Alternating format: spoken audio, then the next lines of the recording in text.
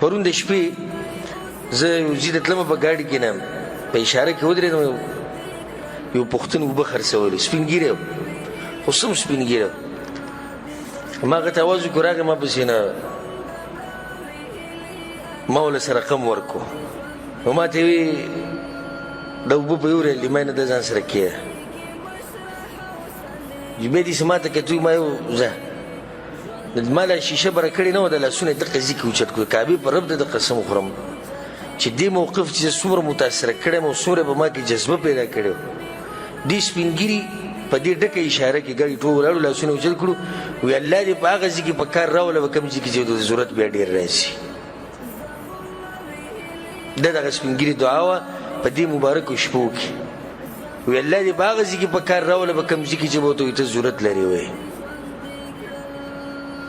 دا مالونه ولګوي د الله په لار کې دا غوټې وله ورکوله او د بالښتونو لاندې یې ښوده او په بینکونو کې یې ښوده او په دیوالونو کې یې ښوده په اخره کې په تابوت کې ورواچوي مړي ویسي تکړه ووی بچو له ډېر څه کړي وه الله دې وبخي بیا هغه بچو پسې ورشوی داسې کار وکړي ستاسو هغه پلار غریب ټول عمر مسافري کړې وه نو یو 2 میټره ځمکه راکړي چې هغه له پې جومات جوړ کړو زه درکېږم جوماتونه وماتونه ژوندی و تاسو ولې دغه نه جوماتونه نه وغوښتو نه دا بچي او د دې په دغه باندې به هم نه پرېوځي ګورئ دوی دله بیا ستا په دې ځمکه کې د قبر ځای دله هم کېدای شي در نه کړي که مقبره کې ځای نه و که نه او ستا په بچو پسې لاړو چې هغه پلار ځای هم نشتي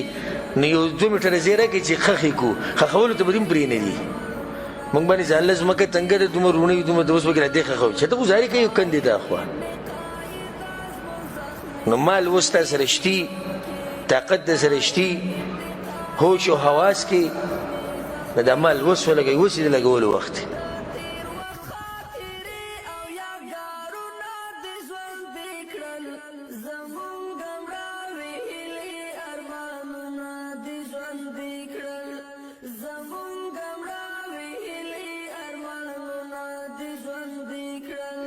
ژوند